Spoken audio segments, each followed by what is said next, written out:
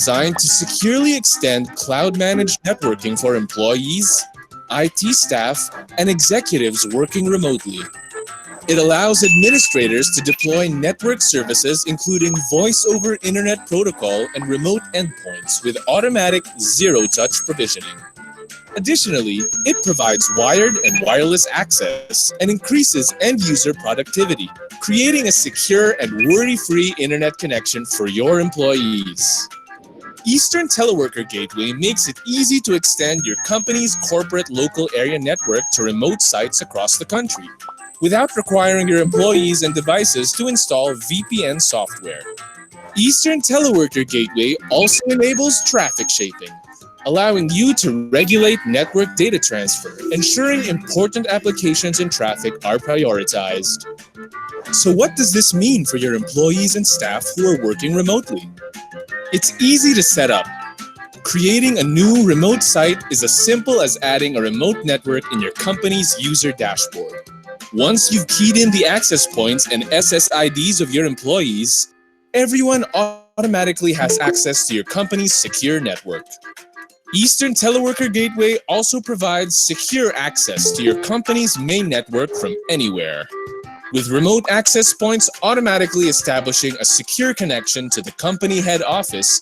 This allows effective forklifting of your office to your employees' homes. It lets your company stay connected with voice and data by granting administrators the capability to monitor and manage the entire remote office infrastructure through a private company telephone network. Finally, with centralized management, problems can be diagnosed remotely using built-in real-time diagnostic tools. Even small-scale IT staff can be empowered to manage large distributed networks via the internet from anywhere. Eastern Teleworker Gateway is the ideal solution for teleworkers based at home, small branch offices, temporary sites like events and conferences, and your employees in the field. This ensures that your employees and executives have the same in-office network experience while working remotely. This is just one of many solutions that Eastern Communications can provide your company in order to maintain your strong connection, not just for your customers, but for your employees as well. With Eastern Teleworker Gateway, we can help your company move towards our strong tomorrow.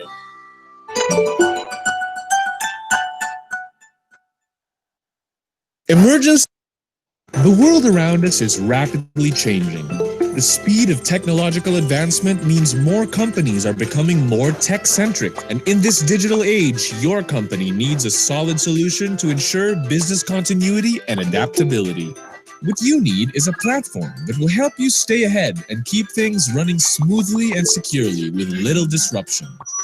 For that, Eastern Communications presents Eastern Cloud, a customizable cloud platform that gives you the power of provision processing, storage, network creation, and other fundamental computing resources where you need it, when you need it, anytime and anywhere.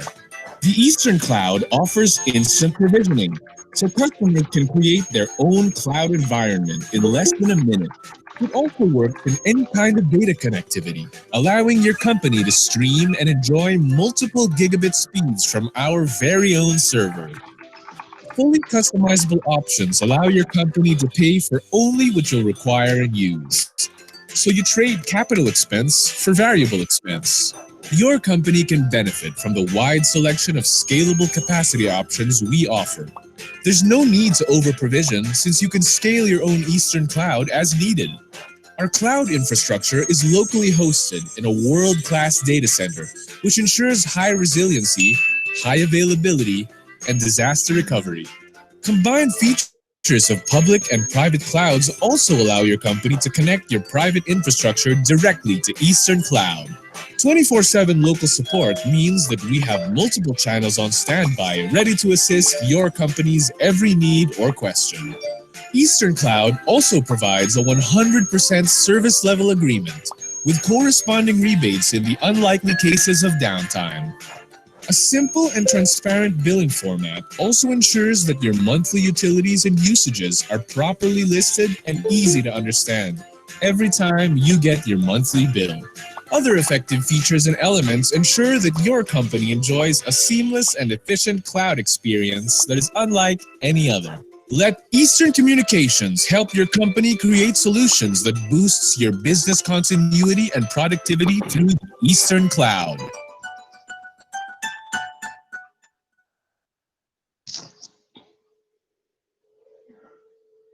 Okay, good afternoon, everyone. This is Roger Salazar from HIMAP. Welcome you to today's afternoon 1 p.m. information session this Friday. Today, our event partner is Eastern Telecoms, and they'll tell us a little bit more about their products and services, mostly focused on ICT, our information, communication, and technology. As we know in our industry, this is key. This is important. This is basic. This is something very important for all of us, and um, it's just so hard for us to be able to work in our industry without this. And many can recall way back in the 1990s when they deregulated the telecom industry, that led to a lot of new other industries and businesses.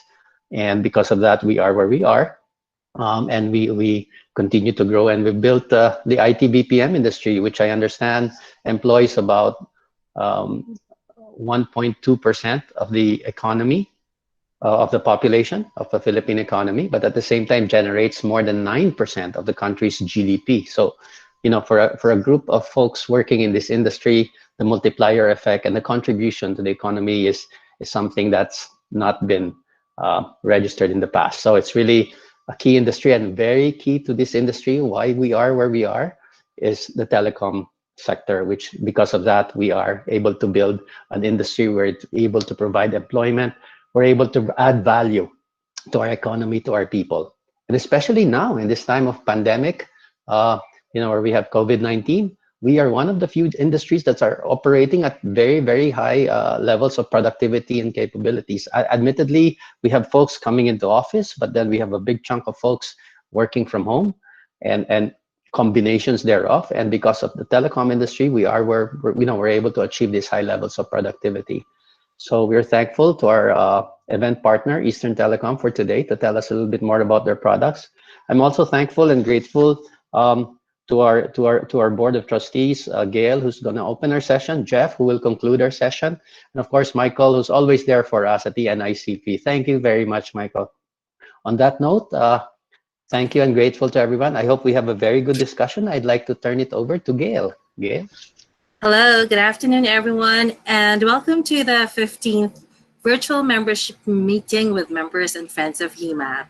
It seems like yesterday when we started this virtual meetings, and here we are in our 15th. Thank you, everyone, for your support to our dearly beloved organization. Today, we will talk about maintaining momentum, pursuing digital opportunities. As COVID-19 fast-tracked digital transformation for most companies, we need to keep from reverting to pre-COVID practices and retain the digital transformation momentum. This is presented to you by HIMAP and our event partner, Eastern Communications. Our guest speakers for today are Mr. Lorenzo Tenedo, SMB Lead of Microsoft Philippines, and Mr. Edsel C. Pagganawan, Product and Innovation Head of Eastern Communications. Today, we will also have the privilege to listen to a special message from Mr. Gian Conde, Enterprise Management Marketing Head of Eastern Communications. Mr. Michael Tyrone Painter, Director of Business Development of Telemar Corporation, is our panelist for today, and our moderator will be the President of the National ICT Confederation of the Philippines, Mr. Michael Chu Lim. Mr. Jeffrey Williams, HIMAP Board of Trustees, will close the session for us today. I would also like to acknowledge everyone here, the HIMAP Board of Trustees and officers, our Secretariat, our friends from government, Ms. Tess Doring, Mr. Willie Tanagan, our partner association, CCAP, PSIA, ACPI, and IBPAP. And of course, I would like to acknowledge your dear HIMAP members, partners, and friends for attending today's virtual membership meeting. And again, thank you, Eastern, for your support. At this juncture, let me introduce to you our moderator, Mr. Michael Kelly Pichu Lim. He is the Vice President for Business Development of Mega Fishing Corporation. He is a dynamic, creative, and visionary entrepreneur that helped develop leadership, creativity, and teamwork to design and execute solutions. He is the current president of the NICP. He was past president of Location of Southern Philippines Fishing Association. He is the president of Zamboanga ICT Council. He was past board of director for Industrial Group of Zamboanga, board of director, Regional Technical Education Skills Development Committee TESTA 9. He is the president of the Industry Tripartite Committee of DOLA 9. And as I mentioned, he's the current president of the National ICT Confederation of the Philippines. Good afternoon, Michael. Good afternoon. Thank you for that warm welcome and warm introduction. I would like to welcome everybody here to our 15th HIMAP conference or webinar. And maybe I'll just go right into introducing our special message from Mr. Gian Conde. Mr. Gian has been in the telecommunications industry for most part of his career and has had roles in sales, training, product marketing, and segment marketing. He is currently head of enterprise segment marketing at Eastern Communications, where he oversees the development and implementation of marketing programs and strategies for the various industry verticals and other internal and external customers. So without further ado, Mr. Gian Conde.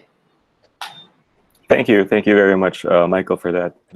So first of all, I'd like to thank HIMAP for having us this afternoon, and thank you to the attendees for taking time to join the virtual membership meeting. The effects of COVID forced every company to start their digital transformation journey. So this afternoon, we're fortunate enough to be joined by two resource persons who will share their insights on how we can maintain the momentum and avoid from reverting to the pre-COVID business practices. To kick things off, we'd like to give you a brief background on who Eastern is. So next slide, please. So in a nutshell, so Eastern used to be just a telecommunications company. So we only offered the basic telecommunications products and services, data, internet, broadband, and voice services. Recognizing that the business landscape in the country is evolving, we started developing and offering ICT solutions to address the changing needs of the changing needs of the businesses in the country. So we transformed ourselves into a telecommunications and ICT solutions provider. We expanded our services to include cloud, cybersecurity, and collaboration solutions. And we're continuously developing and growing our portfolio. Next slide, please.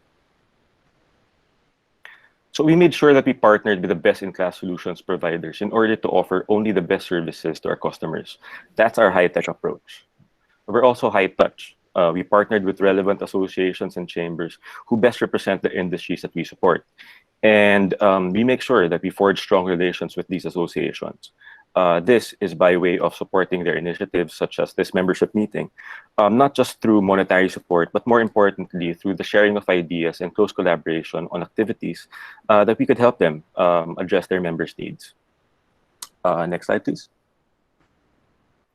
We also established strong partnerships with our international partners to make sure that we can cater to the requirement of both our local and international customers. As you see here, so the awards and recognitions we received serve as a validation that we're on the right path, that we a reminder to keep on striving to do our best, and an inspiration to do better. Next slide. So in a nutshell, that's a brief background of who we are. And please don't hesitate to reach out to us through these contact details, or you can also get in touch with HIMAP and they can link you to us. And we're looking forward to hearing from you and helping you out in any way we can. So that's it. Thank you very much for having us. Thank you, Sir Gian. I was actually surprised to know that your company is 140 years old. I'm not even 100 yet, so a very old company. So thank you, sir. Thank you. Thank you. Will you be staying for the Q&A so we know if we could address some of the questions to you, sir? We have Sir Edsel, who's the head of our product and innovations, and he'll be more than happy to answer those questions. Okay, great. Thank you. Thank you. All right. So if you can move on now to, I'd like to introduce our speaker and panelists from Microsoft. Um, Mr. Lorenzo Taniedo, he has more than 15 years of professional experience in telecommunications and IT. He was the former business group lead for Microsoft Office, Windows, Enterprise Mobility, and Security. Currently the SMB lead for Microsoft Philippines. Let's welcome Mr. Lorenzo Taniedo. Maraming salamat, sir. Ma'am Batchi, can I take hold of the screen?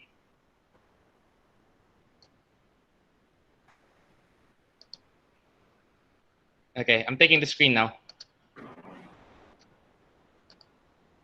Sir Michael, can you confirm if everyone can see my slides? I see it loading. Yes, sir. Maraming salamat. Good afternoon, everybody. On behalf of my Eastern partners, it's my privilege to be here. My name is Enzo Taniedo. I am the Microsoft SMB as well as Global Accounts Leader at Microsoft Philippines.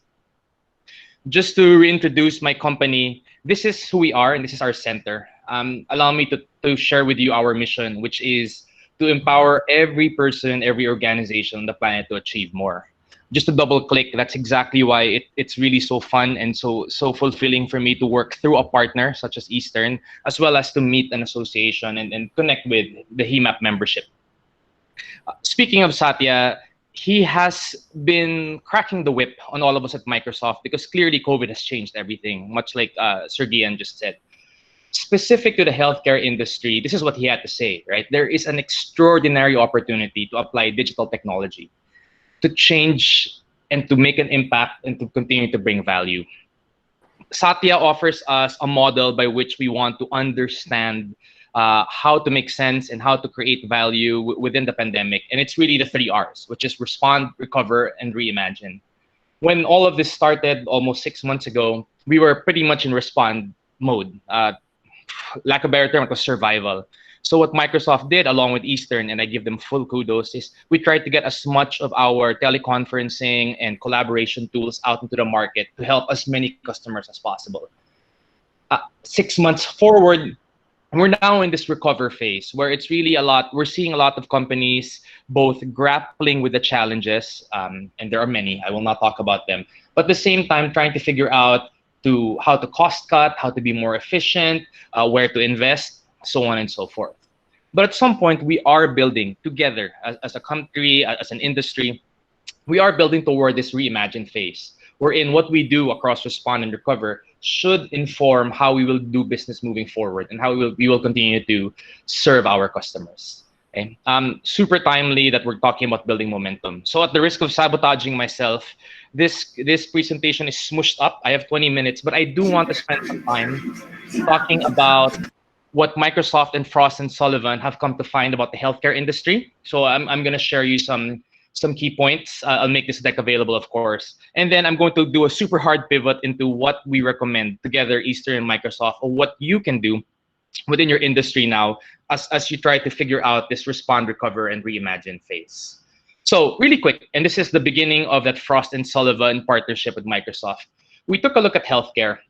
We have a corporate vice president for healthcare up in the US, working out of Seattle, and we were trying to look and make sense of all of these things. With regards to hospitals and traditional caregivers, what we're seeing is that there are 70% of cancellations across elective procedures. And it's not hard to imagine. You go into St. Luke's or Makati Med, a lot of people don't even go for consultations anymore, right? And unless you're deathly ill, you might want to avoid the hospital, which really puts the hospitals in a lot of pain. They are losing income. If you look at the pharma industry, a lot of the non-COVID vaccine trials are being pushed out. Most any player right now is trying to focus on one thing and one thing alone. So this really is causing so much disruption in the industry. Margins are tight to negative. And we are predicting a whole lot of mergers and acquisitions across several groups just so they can survive. When we look at the pharma and the life science industry, what they are also feeling and what's very painful for them at the moment is there's a low level of skills, especially with regards to digital innovation, which expedites potentially finding a cure, a vaccine, so on and so forth. So what's the overall impact? this study was showing that across the board, people who generally look to traditional healthcare providers are pretty much unsatisfied. Their needs are not being met, and clearly everyone is feeling the discomfort and the disruption. Next, because inherently all of this is going to be a story about data, especially who is sick, when they were sick, where they were in contact with, there's going to be a lot of that digital hostility. As we all know, and as Sir Edsel will talk about this at depth, cybersecurity and cyber defense across the board is going to be all the more important, which means it's slightly more difficult for healthcare providers, especially the traditional ones, to recruit and retain those willing to be part of clinical trials, right? I mean, if people don't trust what's going to happen, if people don't trust the principals with their data, all the more will they be reticent to jump in.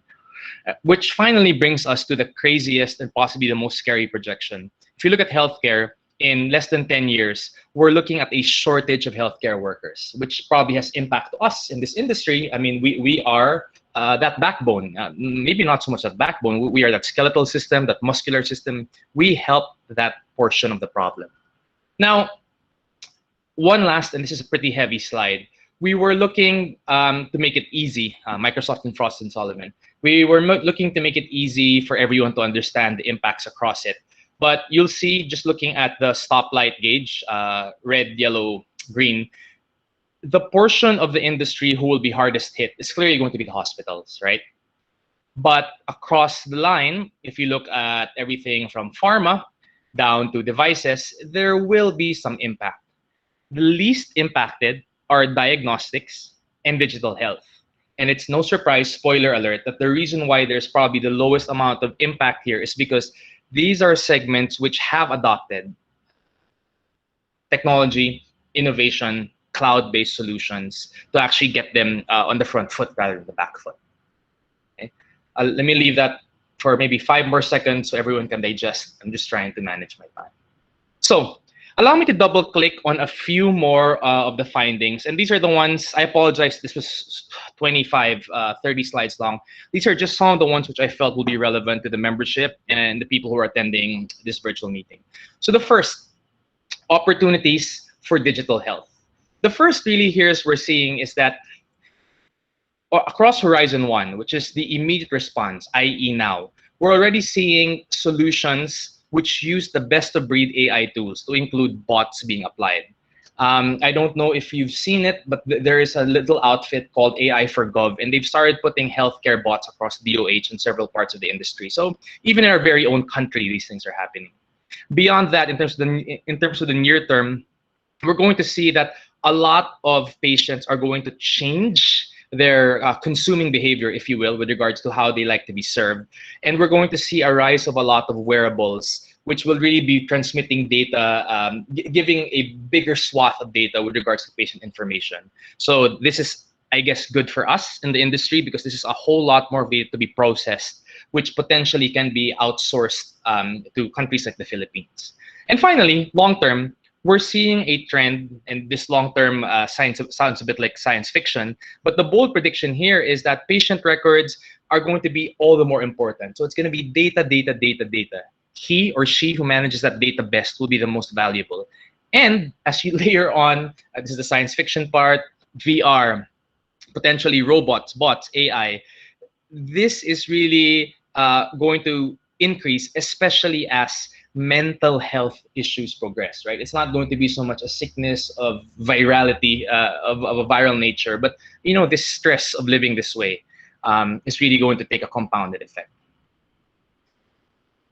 Now, here's another thing which I found interesting because this is as it regards medtech and imaging. Again, to be reductive, this is a whole bunch of data also. What we're seeing that is across the immediate, near term, and long term. Over Horizon 1, we're seeing that the process as is how is will probably not change yet. So a bunch of the radiologists and those in the similar practice will probably not feel too much of a pinch. This is still how we're going to do that business. But there is going to be some teleradiology and AI solutions. So what this means is the person being served versus the person who's actually the medical expert will have some distance between them. Again, that could be potential industry shaping industry shaping for all of us. Over the near term, we're going to see that because of the increase in volumes and the aforementioned decrease in skilled workers, we're probably going to have to use an artificial intelligence just to relieve that pressure. So much so that it's not far-fetched to see an AI who can be trained to read all of these medical imaging output and make a recommendation, if not an outright diagnosis. If anything, they should at least triage certain cases so that doctors will only be pulled in for the most extreme or dire or deathly circumstances. And finally, bearing with the science fiction part of it, there is a bold prediction also wherein AI will not only be the way, but will be the regulated way to serve. So much in the way that doctors today have to go to medical school, board exams, etc., and be licensed.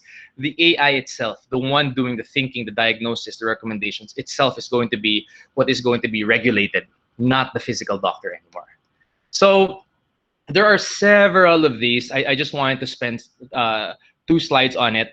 Happy to share that across via PDF. I think it's impactful to the industry. But here comes my hard pivot. Microsoft, Frost and Sullivan, actually anyone who's anyone in the space will probably have a lot of information. But let's pivot away and focus on you, right? On HIMAP, on the members, the companies, the feet on the street, the people on the ground. Now, it goes without saying that it's probably difficult to build any sort of momentum, especially when you're dealing with everything from office troubles to keeping distance to someone in your team who may have been exposed, therefore has to isolate, and on and on and on. So I will not belabor the point, nor will I claim to be an expert here. I think everyone feels this. I guess what I want to talk about in terms of a immediate next step, something wherein an Eastern and a Microsoft can be of help to you right now. Putting in the back of your minds first all that industry stuff and trend spotting is, what can you do now? Right? I mean, if for any sort of momentum and any sort of digital opportunities, what are the very realistic, easy to do, that's relative, actions you can take now? And there's really 3 things. If you remember Satya's 3 R's, right, all the way to reimagine, consider what you can do with Microsoft, especially with Eastern, across how you are able to build a crisis response through your teams, the folks who work on the floor. Next, how you're able to build out a better way of work for people who are going to be remote. So prior to the call, we were talking about Eastern solutions, which allow everyone to be productive from their homes, their condos, maybe even if they go home to their provinces, right? But finally, this is the reimagined phase that Satya was talking about. If we invest and iterate and innovate across our crisis response and also across our work from home horizons, then we should find ourselves in an altogether better place to achieve and to attack and to lock on to new opportunities which emerge. So what does that look like? When I say rapid crisis response, I think a lot of us are already doing this for those of us who have employees, and it's mano-mano. I know there are some non-native Tagalog speakers.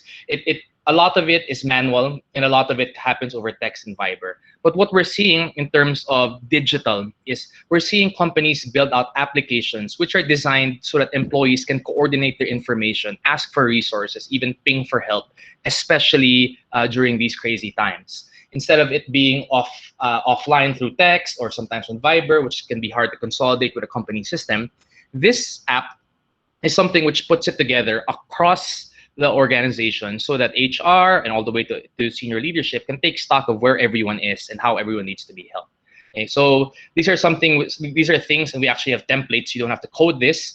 This is going to allow everyone to potentially clock in or say that they're not going to clock in because they're sick, or say that, oh, I can't because I have to attend to my kids' schooling, that sort of thing. It also allows HR to push out company updates. So I'm not sure what you guys are using today. In Microsoft, we use a combination of Viber groups, email, and this, but it allows a one-push, one-click way of keeping everyone informed and apprised of what the company is doing to respond. And finally, you can even connect all of these results to LGU, or in the case of some of our customers in the US, they connect this to local government, CDC, WHO, because as you pull information, as you try to understand how people are interacting, who they're in contact with, what their risk levels, it probably helps to feed that up to national government just for processing. Second, okay, crisis aside, and we're probably right here right now where 80, maybe 90% of people will have to work from home is how do we put the best of breed tools and technology so that people can be the most productive they can, given, of course, the challenges of staying safe, at the same time looking after children, potentially an aging parent. So as you push people out of the office, out of the company firewall, out of the company regulated and assigned device, you're going to deal with a whole bunch of things. It could be, for example, as simple as, oh no, we can't do the whole paper process anymore because people can't physically come to sign, right? It could also mean a matter of privacy and security. As you step out of that safe firewall, you don't know how hostile that environment could be outside and what malicious actors are going after you. And finally, you also want to manage people's time, right? I don't know about you, but I've probably clocked in 70 work hours a week ever since work from home started. And I guess it's important from an employer standpoint to make sure you don't burn your people out. So one of the things which you can do across a platform like Microsoft, spoiler alert, I'm talking about Microsoft's platform, is you can start tweaking processes and tools just so your remote workers can feel supported the same way they would have been supported if they were on site or at the office. So the first really is being able to withdraw company assets. For example, at Microsoft, I'm using a Jabra speaker now because I do not have good sound on this machine I have. So what I did is I just got into a company portal through an app, ordered a speaker, and they shipped it over. So this is the kind of thing which you can build out, connect to your inventory systems, and make sure that every single employee gets the tools they need. The second really is a lot of processes and workflows, which process owners or workflow owners, I'm not talking about IT, need to digitize to make it easier for everyone. So one of the things we do at Microsoft is we always have events such as this. So instead of having to send 5 emails to organize an event, we actually created a workflow when, if you want an event and you need this resource speaker on this date, on this time, it consolidates all that information so everyone has a holistic view. And finally, I go back to it, and I will not belabor the point, but data. Managing that data, making sure it's not dispersed across, as I said, text messages, Facebook messages, Viber messages, 5 different emails. Make sure it's consolidated, which allows you actually to take a holistic view of how people are working and how well people are still collaborating today.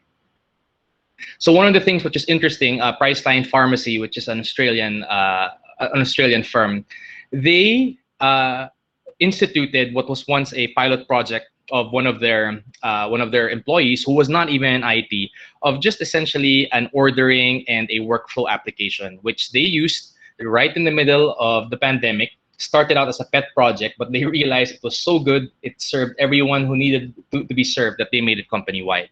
So these are the kinds of innovations which we see that you can empower your people with. You can find little pockets of citizen developers, if you will, right? You don't need to know how to code. You don't need to have studied PHP, Java, etc., to create a company application which makes sense. And finally, at some point, we will all get this together, in spite and despite of what we're seeing. But this is really where Satya was saying, if we use technology now, and we might be innovating to solve a basic problem, such as Enzo doesn't have a speaker, how will he go on a webinar, right? But if the company has a culture wherein individual people are taught to problem solve using the applications available, the platforms available to them, these might be the very innovations which we will monetize, sell, or use to deliver value later on, right? So what are we seeing here? There's a little organization called Northwell Health.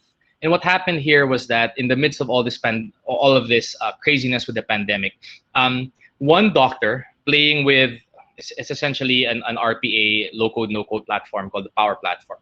Using Power Apps, he created a rounding app, which essentially means that in terms of serving one patient or serving one person, he was able to build out which tasks need to be assigned to which member of the V team, so much so that it became super streamlined, and everyone in the organization realized, hey, this is something we can do and we should be doing. We can do this broadly, perhaps monetize and sell it. So it's a pandemic, but it's that inspiration and innovation behind the pandemic which stimulates a totally different way of doing things, such as this. Now, I'm a time, and I totally admit that I jumped all the way from super highfalutin in the cloud industry insights down to what I think are the very simple and realistic nitty-gritty. If you're a Microsoft customer, you probably have the power to do this right now. You might not know it, right?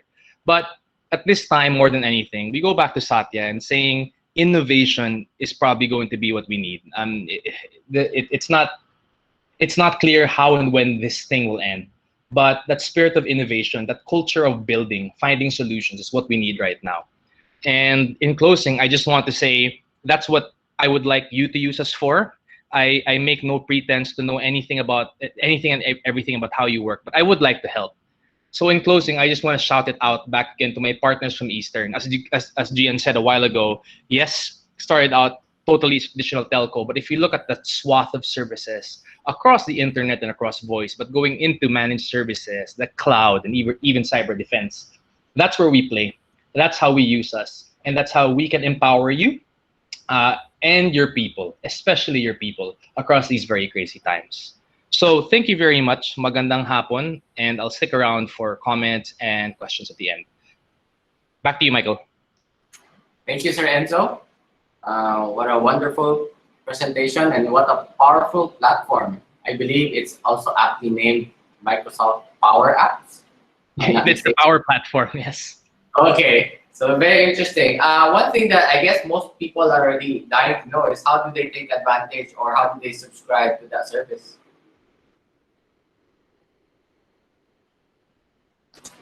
You know, sir, depending on what licensing or what model you have, a lot of customers actually have this power right now. So you may have already taken that first step, and you have this power right at your fingertips. Okay, great to know. Okay, so I'd like to introduce our second speaker. His name is Mr. Edsel Panglinawan, a self-made technopreneur, academician, and ICT professional. He has been contributing more than 20 years of highly specialized experience in telecommunications and IT industries, covering such domains as network operations, sales and marketing, human resources, and product management.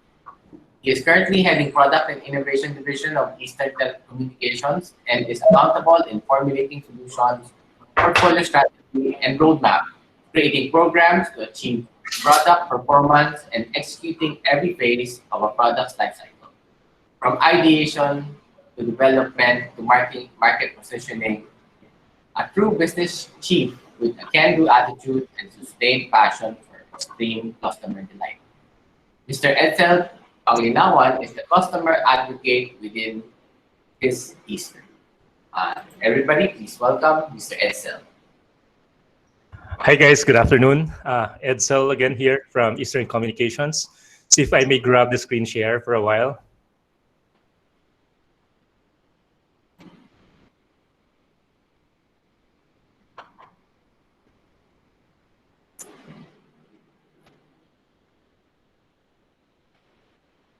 Go ahead, sir.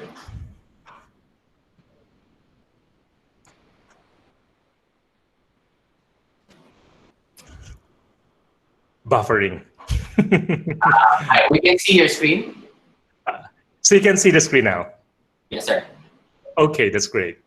All right. So again, thank you, Sir Mike. Good afternoon and hello, everyone. Thank you, HIMAP and the Board of Trustees, the officers, and everybody here, all the members for having us. It's my pleasure to represent Eastern Communications in your session this afternoon. And well, it's pursuing bigger digital opportunities, and we've seen already some of what's coming and what are the potentials of these power applications as presented by Enzo earlier. So let me just share with you some actionable insights here as everybody wants to pursue really bigger digital opportunities as we want to continue with the momentum that we have already built over the past few months. Now, it's basically the nearly instantaneous recession that was triggered by COVID-19 triggered economic havoc to many businesses. I mean, big businesses, small businesses, and across all industries. And even our own way of life. Sorry, I just got a message. Sorry, I thought it's emergency. We're doing some firefighting today with one client solution. They want it launched on Monday. Sorry about that. Okay, And again, even our way of life is actually said to be threatened on the basis of such sweeping proclamations like, is this going to be the end of commuting? Or is this going to be the demise of the retail? Or is this going to be the end of the globalization? And many executives have actually come to assume that everything will change. And accordingly, the recipe for survival is supposed to be a thorough transformation of the company. Otherwise, we might end up with some other companies ending or closing or filing bankruptcy. So actually, it is in times like this that our corporate values in Eastern Communications, under the theme of our strong connection and the high tech and the high touch, really truly stand out.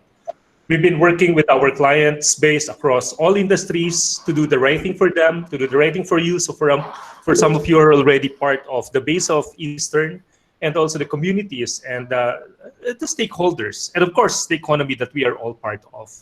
So basically, the understanding the market and supporting the market during this difficult time is extremely crucial, not just for their own businesses, but for the well-being also of the markets in which they operate. Now, I've been sharing this in my several webinars, several talks in some other industry associations in the past, and also part of Eastern Huddle or e-huddle when we are meeting our different base across the different industries. It's a bit academic though, but this really intrigued me. So for those who are Chinese or Filipino Chinese here, you can understand what this means. Crisis is Wei Ji. It's a bit, again, I asked my Malaysian Chinese friend how this is pronounced and how this is written. It's basically like crisis. When written in Chinese, it consists of these two characters. The first one is representing the crisis or the danger itself, and the second is the opportunity. Again, it's Wei Ji. And again, it's all up to us to be stuck in the crisis, or with this crisis as a crisis, or find opportunity in the middle of the crisis. As Winston Churchill here saying, never waste a good crisis. And I think that is very, very important today. So if you are in a crisis situation and you need to think about how to turn that to your advantage, or sometimes even if we are not in the crisis situation, and the best way to get the change done is to create the crisis itself and use that to our advantage. So it's not bad at all a situation to have such immediate challenges like lack of resources, challenges in our supply chain, and so on and so forth, posed by or intensified by the pandemic, because these are actually posing opportunities. So for the IT leaders who are present in this session, I'm sure you can understand you can relate to what I'm talking about in here. There are a lot of projects that we've been harping in the past, like cybersecurity, like cloudifying our applications, like disaster recovery thing. And all of a sudden, all of these initiatives, all of these plans make matter at this point in time. And again, first of all, never waste a good crisis. Now, this is something which I'm sure everybody has seen this already in your Facebook, in your Instagram, LinkedIn, and even in Viber groups about the driver of the DX or digital transformation. So there is a new wave of digital first, a new wave of the remote first, and I should say distributed first technology adoption in all sizes of our customers.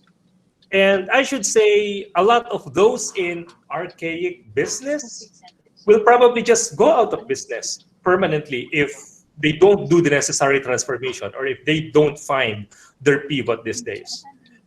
And yes, it hasn't been more important for large enterprises to modernize their stack and to start providing their products or our products digitally.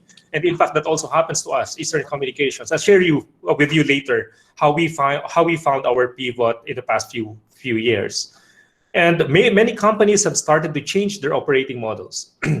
But of course, the people and the processes are just as important as the digital technologies, digital solutions, the remote working, for example. These are proving to be the game changers during this time, and having the right tools in your digital toolkit to remain efficient and optimize your customers' experience are going to be extremely crucial from now on.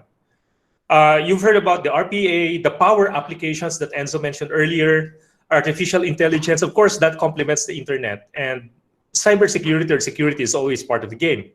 And the value proposition here basically is the agility. Agility of our processes, agility of our supply chain, or even the agility of the organization, whether we tweaked that in the past few months in order to adapt better and to respond better to what the situation calls for. Okay, and again, interesting. I have never imagined that everybody, almost the entire world, is doing remote working all of a sudden overnight when the global lockdown was announced, and when the World Health Organization announced the pandemic sometime in March, and hence the years of, we always say it, okay, we'll just digitize it later. No, the years of saying that is now actually catching up to the enterprises, big enterprises, small enterprises. And based on what we're seeing from our customers, and actually, again, even in Eastern Communications, we're about to see an onslaught of companies going digital first, wherever and whenever that is possible. So we are now approaching on the March, April, May, June, July, August. We're now on the 6th month of the global crisis. And in our efforts towards this virus, many organizations actually haven't made a giant leap yet. Organizations have faced tremendous disruption due to the crisis. And we heard that from many leaders in the previous webinars that you might have probably attended to already. Their technology strategists, their operations people, executives, and all of those, okay? And I'm here to say that I'm really increasingly growing optimistic about the human condition and about how resilient we really are. And that's why when I was requested to present in this webinar, and while I was preparing this material, I think this talk is really important to me. And the crisis, or this is really personal to me, as the crisis has pushed the boundaries of human technology and innovation. So as leaders adapt and respond, how can technology ecosystems help us recover? Or what should us technology leaders or the CIOs be thinking about today? How can we continue to foster leaps in innovation? And what might put these advances in jeopardy if unstable economic environment continues to persist? And hence, as the proverb here saying, the best time to plant a tree is 20 years ago, and the next best time is really right now. And just because we're not prepared for the COVID-19 doesn't mean we should not be building our resilience during the pandemic and just to get through the crisis, but at the same time, whatever we're doing today must also serve as the buffer on what's gonna coming or what's gonna be the next. I don't know if you're already on the second wave this time or the third, I don't know, but what about the next wave? What about the next strain of the virus? What about the big one? Inclement weathers. We're here in the Philippines and everybody can understand that. And remember, we just have to sustain the momentum that we have created since the global lockdown was declared. And naturally, the vulnerable sectors would have done to build the resilience prior to COVID-19. But if they did as with so many, today, right now, is actually the best time for us to plant the seeds for our short-term, medium-term, and long-term resiliency. If I may share, I was talking about the best time to plant the seeds. In our experience in Eastern Communications, we started to plant the seeds, really the real seeds to be ready for today. Of course, we didn't anticipate that this is coming today, but something big really happened sometime 3-4 years ago when we expanded our portfolio. So our niche, basically before, we're a connectivity company, internet, voice, and data. But we have expanded our portfolio since 3 years ago. We are now having cloud, data center colocation, collaboration tools, and we're partnering with Microsoft. And we have cyber defense suite, cyber defense portfolio, and the managed services as well. And these seeds that we planted are not necessarily just allowing us to generate additional revenue. It's not just additional revenue stream for us, but this portfolio enables us or equipped us to help our customers base with, in partnering with them in their digital transformation journey. And again, after all, the next shift is definitely sure to come, whether that's going to be another pandemic, an earthquake, bad weathers, and sadly, not so being negative here, but we might still be recovering from this one when the next one happens. And hence, it's really something that we are building today, not only for building our resiliency today, but really help us in thriving for the future. There are a lot of discussions in my past webinars about, what are we going to prioritize? How much money are we going to invest? Is this really going to be only for our short-time survival or something like that? But one of our co-presenters also presented in our previous talks about, the strategy in building or spending money today is really going to be helping us out depending on, how we prioritize the different strategies, execution of the different strategies. Somebody also a partner from Microsoft that time. Now, I'd like to draw your attention to this slide of, find your pivot. This is my favorite part here. Finding your pivot, you probably have seen this in the previous talks also, or you might have heard or you might have read in the webinar or in the books, management books, strategy books, or even in your MBAs. And it's basically like, it's digital pivot. Sometimes the others are talking about it. And basically the pivoting here is just a lateral move for the companies, that should create enough value for the companies itself and the firm and the customers to share.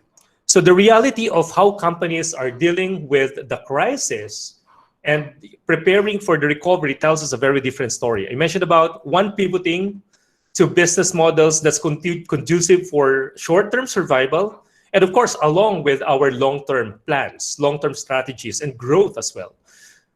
One good story here is Spotify, the global leader in music streaming. So in principle, this type of platform has actually all the ingredients needed to survive and to thrive and to be successful in the lockdown economy today. I'm sure you all can relate to me, as we are all trapped in our homes. Who would want to escape from the depressing reality by simply listening to music through our phones, through the TV, smart TVs, or through our computers without the need for physical distribution? And yet, Spotify struggled to find a pivot that would enable it to overcome a very basic issue. I have read this, that Spotify initially disproportionately relied on free users who must listen to advertisements. And again, I'm sure you can relate, because I myself, before I subscribed to premium subscription of Spotify, it was okay listening to advertisement. I was okay not being able to save the music on my phone. But as my need my want transcended to something that I don't want to listen to any other things else except music and songs and podcasts. And I must be able to save the music to my phone so that I'm not wasting my mobile data whenever I go out of my Wi-Fi coverage area. And Spotify, again, it disproportionately relied on the free users who must just listen to advertisements. And the company figured initially that the advertising revenue would grow even faster than the free subscribers base. However, its limitations did not actually become really readily apparent until the pandemic hit and when advertisers started to cut their budgets. And one pivot that Spotify made in response was to offer original content. So Spotify is not only for songs, not only for music, it's for podcasts. And they were able to, they saw the artists and podcasters upload podcasts. And it has even signed exclusive deals with podcasters and even some celebrities curating their playlists. And that's the pivot that Spotify made in the past. And Eastern, for one, as I mentioned earlier, our pivot is, together with related to the podcast, Eastern is also partnering with Grid Magazine. The Grid Magazine that has now the Grid Magazine online and its Saturday podcasts. So in Spotify, so if you're interested, you may want to listen to the Grid Magazine podcast every Saturday. We have been partnering with them in the past few weeks under the theme of the first connections are the strongest. Another thing probably that you might have seen in the past few weeks is Manila. It's not only enterprises, not only businesses, but even in the government, in the LGUs. You've seen how Mayor Isko or Yorme was able to really continuously resuscitate, yung Bagong Maynila, and you've seen that in the new Lagos Nilad. You've seen that providing free internet across Espana Avenue, where we, Eastern Communications, partnered with them in providing free internet to the Manileños and to the people just right there on the stretch of Espana, and also in Liwasang Bonifacio. Something that we in our company would really want to partner with the different LGUs to make really an impact to the nation, no? And not only that, some other enterprises, big enterprises, small enterprises created the pivot, and probably in your companies as well. We don't have to go far enough. Even the retail, the concentration now is moving from the low demand products like skincare, probably, towards the essentials, the packaged foods, alcohols, personal hygiene products, and the different brands. So if the upswing in the remote work continues to endure, they might find that some of its pivots will actually remain in place. Again, Eastern, we found our pivot with our new portfolio under the IC2 solutions, complementing internet, voice, and data. And I should say, we should try to discover our pivot as well. And I think I'm running out of time. Just would like to leave you with 3 salient points about the considering or discovering your pivot, or considering where to pivot. The first one is that the lateral move or the pivot must align the firm with one or more trends intensified or created by the pandemic. So a lot of trends. I mean, Enzo mentioned earlier about remote working, social distancing. I took a picture of Enzo's presentation. Time and resource constraints, office closures, development delays, economic recovery, isolation, etc. So these are the different themes intensified and created by the pandemic, and hence the pivot must be aligned with one of those themes. And second is the pivot must be a lateral extension also of the firm's existing capabilities. So we don't necessarily have to reinvent everything. We don't necessarily have to reinvent the wheel, as long as that cements the strategic intent of the company. And one of the good examples here also is Airbnb. With the sudden collapse in the travel industry, Airbnb still continue to help the hosts like me. I'm an Airbnb host myself, and I felt the hit of the problem in tourism. And what Airbnb did is they moved swiftly to help us hosts financially and connect us with potential guests still. And hosts can actually now offer online events focused on cooking, meditation, yoga, and all of this stuff, and many other activities, with the users still paying us. And I'm even contemplating to open up, one channel to my Airbnb guests, providing them, digital photography or underwater photography sessions, and I might be able to get some money out of that. Okay, and lastly, whatever we're doing, it should, of course, offer sustainable path to profitability, one that preserves and enhances the value of the brand in the midst of our consumers. So the economic crisis triggered by this pandemic doesn't necessarily spell the end of the entire industry at all, or the company at all.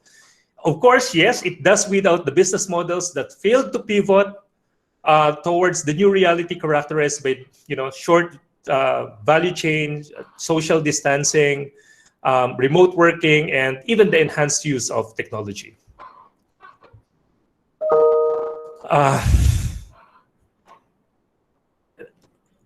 I think my time is up.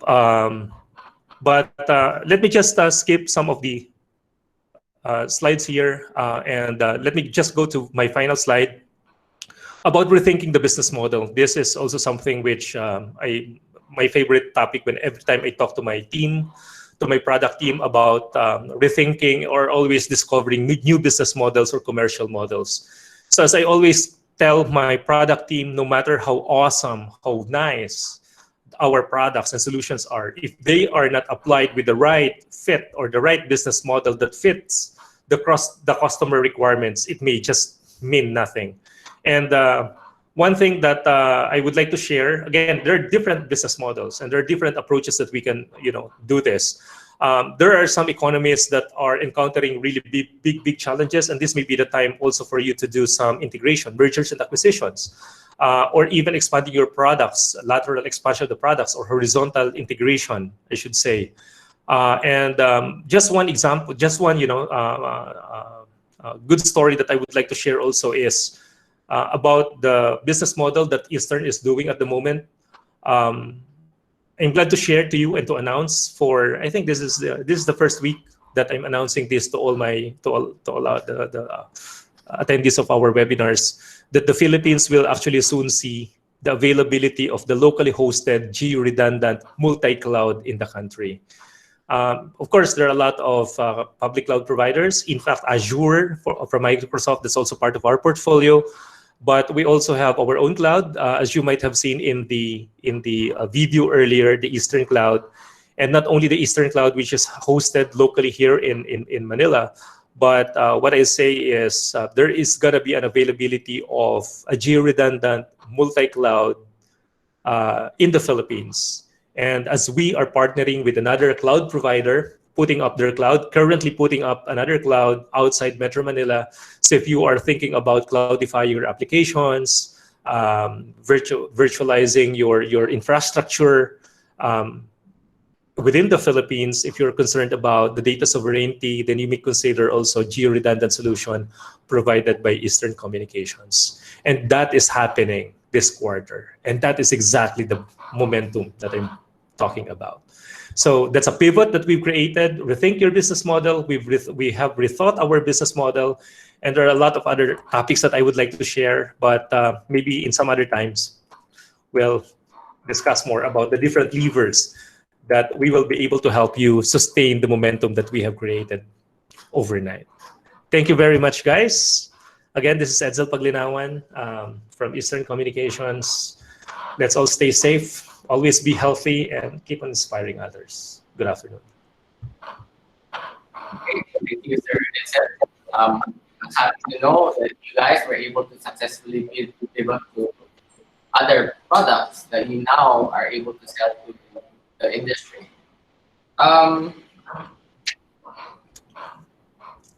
Let's now welcome our panelist, who is coming from the same telecommunications industry and is also a member of NICP.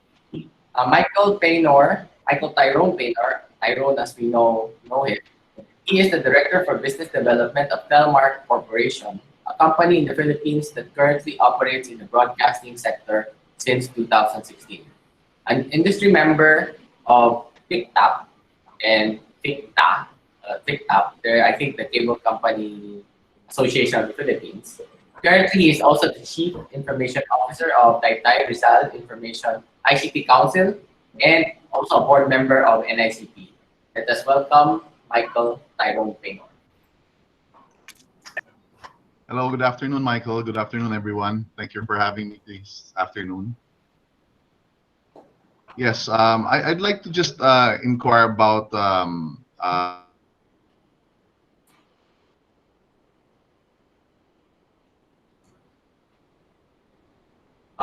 Hello. especially for AI, and what they specifically said to shortening the learning curve. Are there examples or trends that you have implemented already on these for our members here today? Okay, I'm not sure if I'm the only one who missed the question. Did Sir Enzo, were you able to hear the question?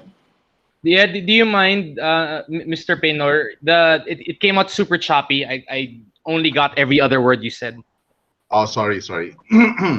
Yes, I was just thinking for the members that are here today, you've mentioned some new industry shaping technologies such as artificial intelligence and all of those that you've mentioned as a disruptor.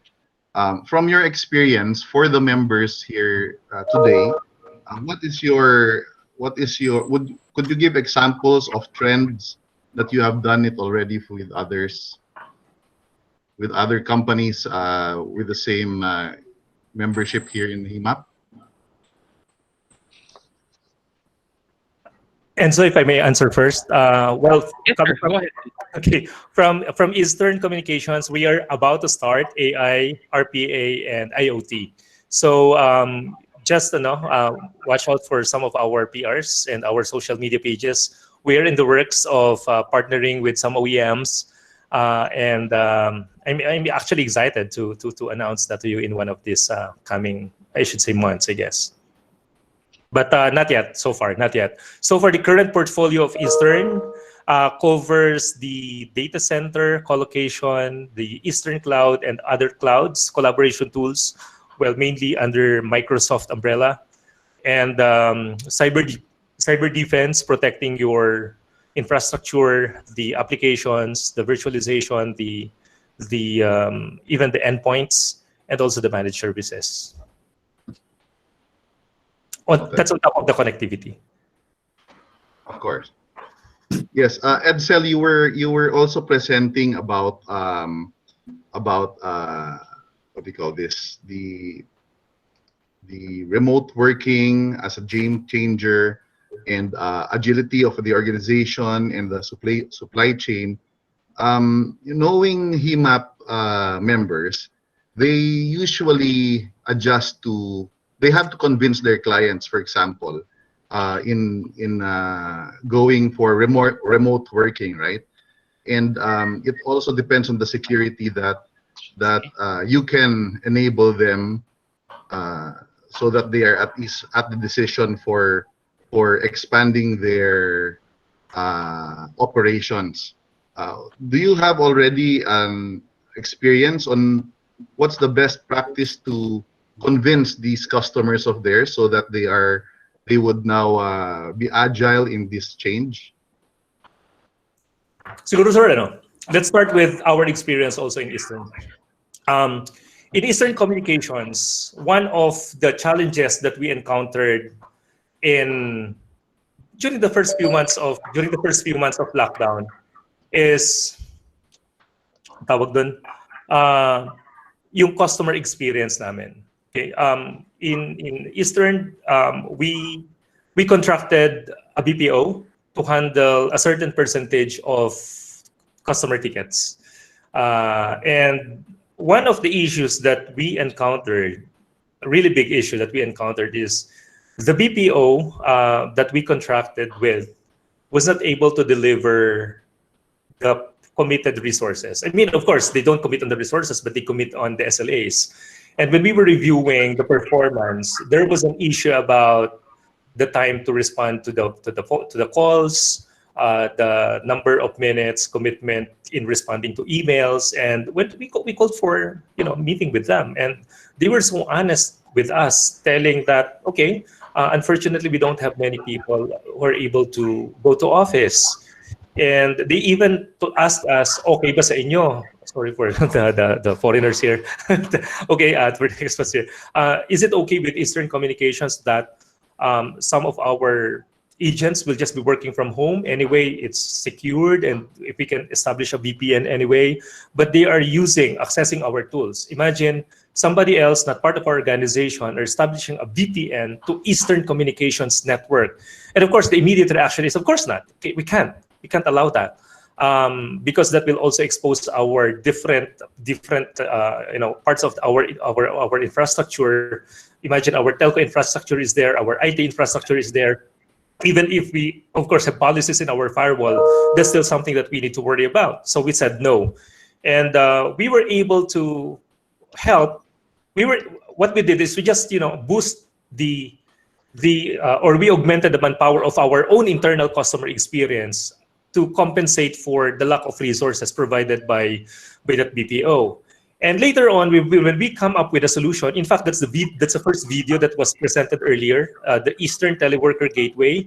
And we talked to them, and if you're able to implement this is something which will give us a peace of mind that even if our tools be brought to your homes, we are assured that our IT infrastructure is not compromised.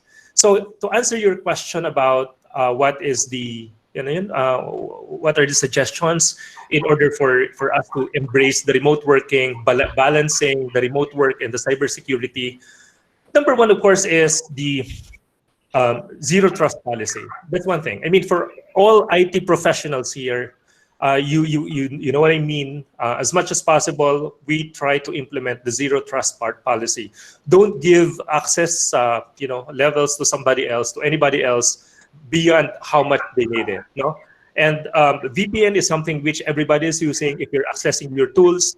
But what's special about the Eastern Teleworker Gateway is we call it forklifting your office. So whatever tools you have in your office, whether that is voice, in VoIP, or whatever, if you're an IT professional, we're managing your data center, you can just simply it's like bringing your entire office to your house using the Eastern Teleworker Gateway. So it's automatic VPN provisioning, it's automatic creating a different SSID for the office tools or for the devices that you will be using for office tools.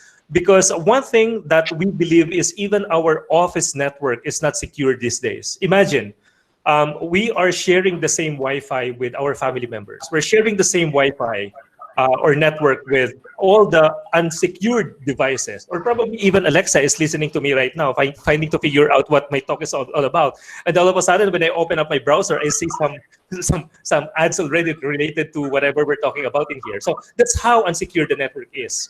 And we should always be suspicious. Now, in that solution, it's basically creating a totally different network for your office tools and a totally different network for anything else. Different network for Netflix, for YouTube, etc. And not only that, some BPO companies, for example, are even sponsoring the data connectivity of their employees at home. And some of their employees are not even able to get subscription, the wired subscription, so they rely on LTE connectivity, and of course that's expensive. So many companies are sponsoring the LTE connectivity, the mobile data of their employees. So how can we assure that our employees, that our companies be able to maximize yung investment nila in the mobile data by only using that for the office tools and not use for Netflix or for anything else? So we can also do the traffic shaping. This is actually, it's like a telco in a box solution that will just readily, sabi nga namin in Eastern, it's not bring your own device anymore. It's not BYOD. It's actually BYOH. It's bring your office to your home. If you're interested, sir, I think we have account managers also in this session, and I'll be more than willing to sit down with you in our offline meetings. No worries. The question is really for our members who want to expand their operations outside of their office, but are thinking of ways to convince their clients because of these security policies. Yes, I think the analogy is valid. That BPO, well, it's a BPO company that time. Doon yung experience namin. They want their agents to be able to work from home, and they ask our permission because we are their client.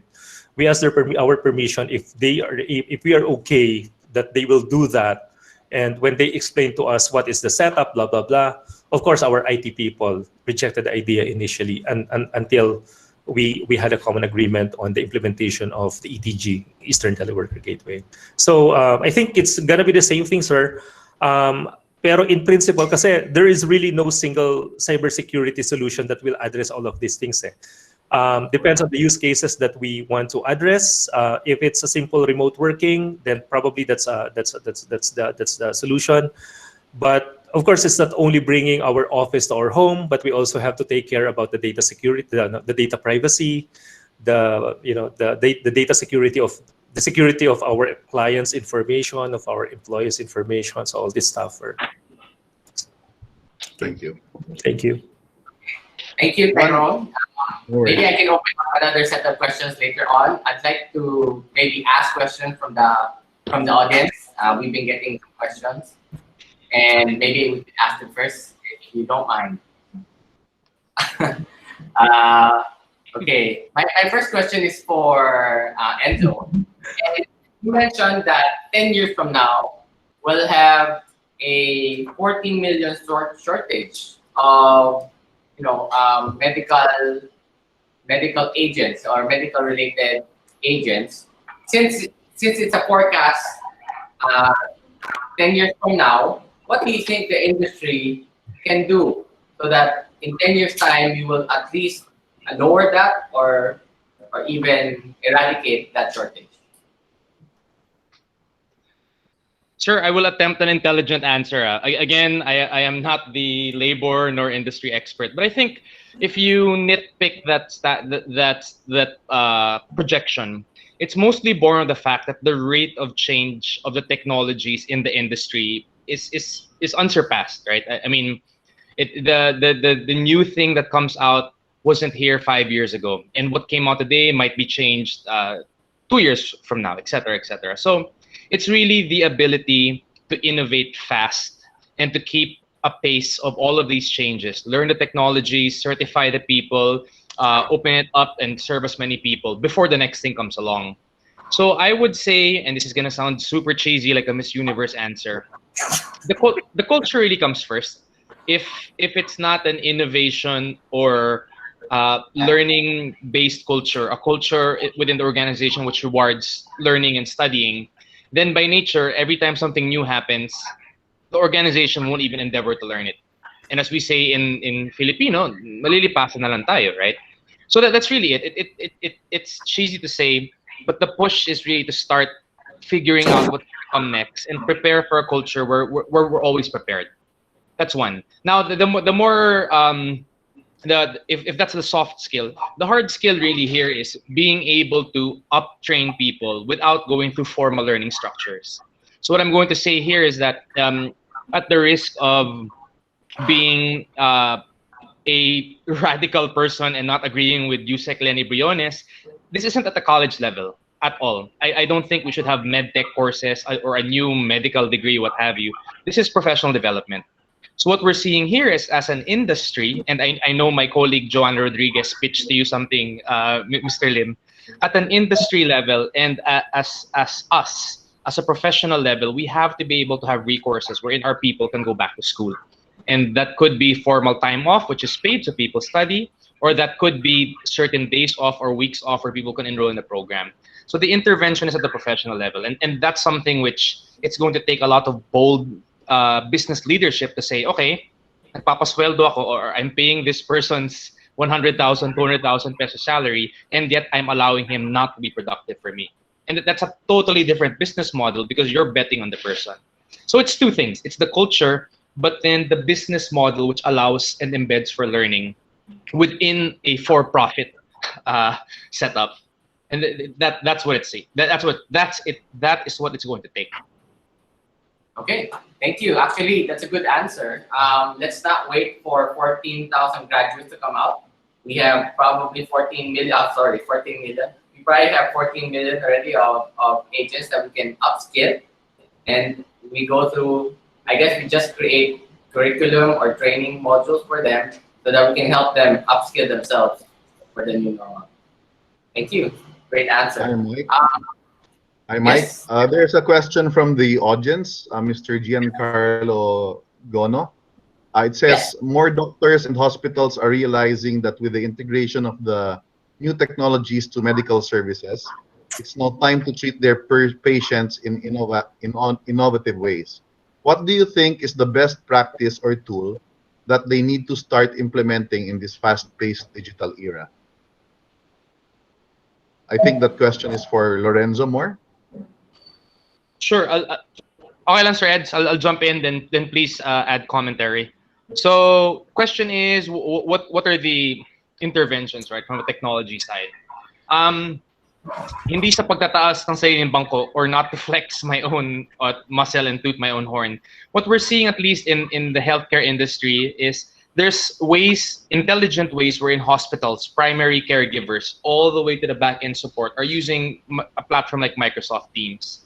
And the reason why that is, it's not just a matter of short message, SMS or text, but you're able to integrate workflow. If you remember that one example I used about the doctor, it's an ability to integrate workflow into triage. And that really by nature begets a workflow which then invokes work orders and job orders across the nurses, other specialists, or even administration. So we're seeing that, right? A communication and collaboration platform, which not only allows you to send messages back and forth, because that's just a walkie-talkie, but integrates operations and maintains that data so that the flow of work can be triaged. Super important, life or death, medium, and something which we can push back to end the line. We're seeing more and more of that being integrated across basic hospitals. What used to be just an email or a phone call culture is now turning into a data-based work order, process-oriented, but powered by technology culture. So that's really one. The second, and this is far off, and I think there was a question about AI a while ago. This is the part wherein AI is probably being used in far more advanced cultures and economies. They've built little tools and bots to even diagnose, right? And as I said, we have some of that in the DOH wherein people can report their symptoms. May sakit ba ako, may COVID ba ako, and based on the interaction with the bot will say, likely, do this. No, you're safe, do that. So that's super intelligent. But one of the things we're also seeing in the industry is the ability to multiply and accelerate human skill. What do I mean by that? There is one company, and I will not name their name, who are investing in a tele-mentoring service. So what they're doing is they're taking a physical doctor, putting them on the opposite side of a screen like I am to you, and across that screen you have an LGU worker. So what happens is nanay or tatay in the LGU comes to a center, sits beside someone who is an LGU worker, not a medical practitioner. Based on a point scoring system of a survey of symptoms questions, that will usually trigger a call with a doctor, a medical professional on the other side, and that telementoring happens. Obviously, that's only invoked if the symptoms are flagged or the symptoms score a sufficiently scary enough set of points to that. So we're seeing that. It's not AI yet. It's just multiplying human intelligence, but that's us moving on the way. So that's my answer to that's GN's question, to Mr. Gona. Okay, thank you. I'll move on to another question because we do have only a few minutes left. I'd like to ask a question to Mr. Edsel. What latest technology on virtual collaboration is available specific to the BPO setup, and how do we ensure that they remain productive even though they work away from the offices or work from home? Siguro and so if you have something also from Microsoft later on, but coming from Eastern Communications, it's something that we are yet to launch. Ongoing yung POC namin ngayon. It's definitely something probably not new anymore to the BPO industry, but we will be having CCaaS, Customer Center as a Service. That is one way, part of the digital transformation drive is to cloudify the applications to make it faster time to market, to establish faster time to deploy. And it's like a call center in a box that you will just simply be getting from an operator like us. And it's hosted either some other public clouds, or what we are testing today is it being hosted in the Philippines. So we don't have much problem with the latencies. It's hosted in Eastern Cloud, and that's something that we are already working out today. If we are able to fast track our testing, we should be able to see that before the end of the year. So that's one big thing that we are hoping to contribute so much in the BPO industry. Call center as a service. So it's just purely licensing. You don't have to buy your own hardware anymore, of course, except for the phones. But if just gonna be a soft phone, you just have an application in your PC, and just get the SIP trunking, and everything will be VoIP. And actually, one of the drivers for that CCaaS is not necessarily due to pandemic. We've been planning to do, imagine, this is also the digitalization that happened overnight. We've been planning since last year about how are we going to address the demand, I should say demand, the demand of the millennials. They would rather work at the coffee shops. They would rather work in their homes, not necessarily be stuck in the offices for 8 hours. So we're thinking about, okay, a lot of these people are actually working in the BPO industry, and that's driving the Philippine economy. And how are we going to help them out, meet their requirements or their demands, and at the same time, they should be able to perform efficiently as well.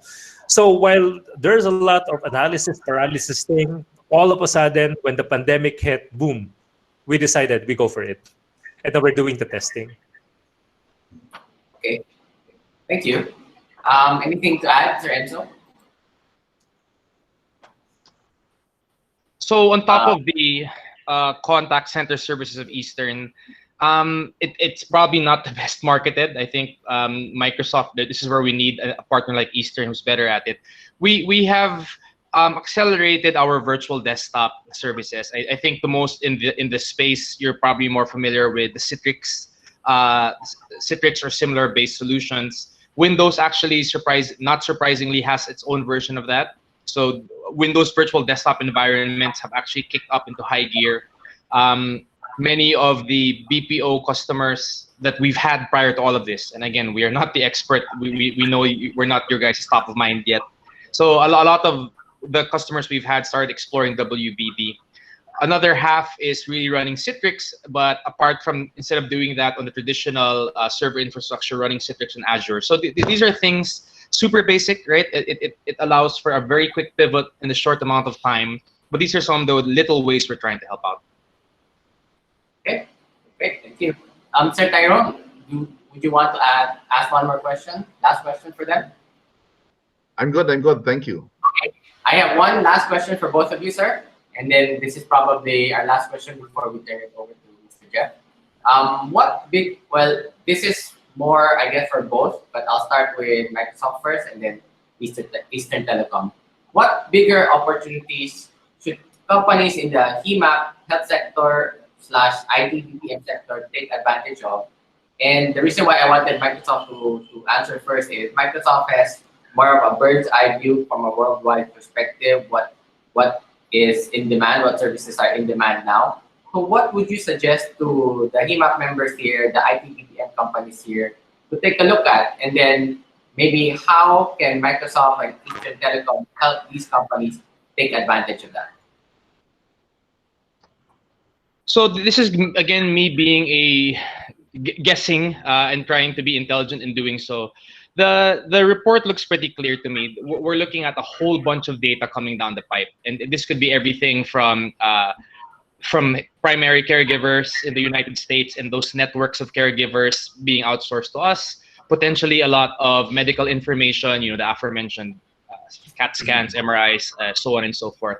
So we're looking at a world where there's an overwhelming amount of data that's going to come out, and an industry which can help process that in a cost-efficient but high level is probably going to be the most valuable, and that's really always been the Philippine selling point. So what I would say is that if today our core strength is intelligent, hardworking, and trustworthy employees, I think that can be just magnified by the latest tools. Security being the primary one of them, right? As we know, HIPAA is no joke, and any breach of that is the end. It destroys reputations and industry. So making sure that you take the security that HIPAA requires to the highest of levels is probably going to be the first, if you haven't already. But the second is, I think we're going to see a lot of bots and tools which will help diagnose processes and streamline workflow and actually start gearing work toward a triage kind of model, which we're seeing now in primary care, right? It goes to an expert if necessary. It gets pushed to the back of the pipe if not urgent, and then there's a middle ground. So we're about to see, in my opinion, and I'm guessing, we're about to see a lot of intelligence overlaid over our hardworking people, and that's something I'm going to see is going to change the industry. You probably have this. You have your experts sitting within the ranks, but that's what it looks like: security and artificial intelligence for intelligent workflows and operations. Great. Thank you, Sir Enzo. Sir Enzo, how can Eastern Telecommunications help in deploying any of these possibilities? If I may share again the end-to-end portfolio of Eastern Communications today, we have it's basically two domains. We have connectivity and we have the IT solutions. So we have internet, voice, and data. And for our IT solutions, we have data center. So you don't necessarily have to build your own data center. And if you want, again, faster time to market and take advantage of the telco grade data center or even telco grade IT infrastructure, you may not necessarily build your own data center or build your own hardware anymore. Data center colocation, Eastern Cloud is there, and even other public clouds. If let's say you want a redundant cloud or multi-cloud with Eastern Cloud, and let's say with Azure, that's also possible. One of the use cases that we are doing. Cybersecurity is the protection of your IT infrastructure, the protection of the data that are entrusted to you, and also the protection of the endpoints. And lastly, of course, the managed services. And one thing also that I would like to share is it may not necessarily directly impact the HIMAP, but at least something that we are proud of in building communities, in us helping building communities, is we are already evaluating about providing connectivity, internet to remote places that are still unserved and underserved. It's going to be via satellite. So we are doing some testing on that already. Sorry to break the news very prematurely, but I'm just excited as you are. This is going to be one of the biggest contributions we have in the nation building. Thank you. Thank you. No, that's that's a coincidence that you mentioned satellite, because NICP is actually helping DICT implement its free Wi-Fi program. And part of the pain points that we have are there are places that Globe and Smart really don't want to get to because they're just too far away. And satellite was one of the possible solutions for those. So maybe on a separate meeting, we can sit down and see how we can work together to bring that. Yes, sir. Definitely. Okay, so it's now time for closing remarks, and I'd like to introduce Mr. Jeff Williams. 16 years ago, he established the first clinically oriented healthcare service center in Metro Manila, a specialized clinical services provider supporting medical management, workers' compensation, and specialty services segments of the U.S. healthcare market, pioneering the way for services such as utilization review and management, case management, medical device monitoring, health coaching, and triage-related services, utilizing Philippine clinical talents to service the world market in the BPM service industry. Today, he is the co-founder and one of the executive leaders of Genfinity, an industry enabler that provides insight and guidance in developing new strategies, product offerings, and process standardization to participants, old and new, in the evolving HIM marketplace. Genfinity places a huge emphasis on dedicated significant resources to best preparing the Philippines' highly skilled and educated workforce for the elevated job duties that will be required to ensure growth for the Philippine IT BPM. Former chairman of the board, he now sits as board member for the Health Information Management Association of the Philippines, as well as an active member in multiple BPM industry-focused associations. Let us all welcome Mr. Jeffrey Williams.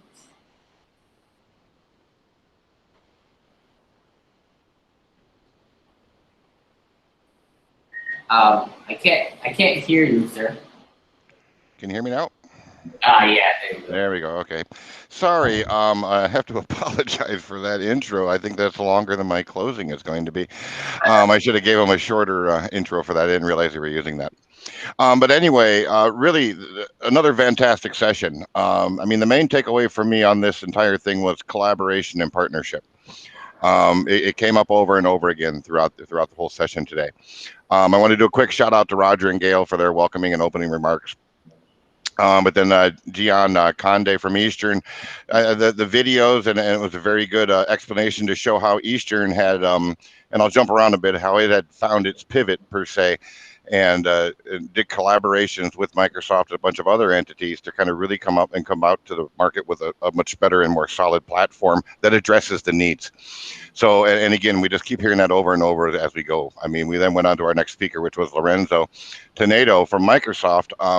And the first part of his presentation was just really kind of bringing the power of Microsoft to bear, kind of show it to us, see what it is, what we can do, how we can address the biggest challenges we have when you go from a work from home environment. Communication is a challenge in an office, and you can imagine how much bigger it is when you put people at home. So it was really good to see the tools and the capabilities that kind of come from that. And again, collaboration just kept coming up throughout the conversation.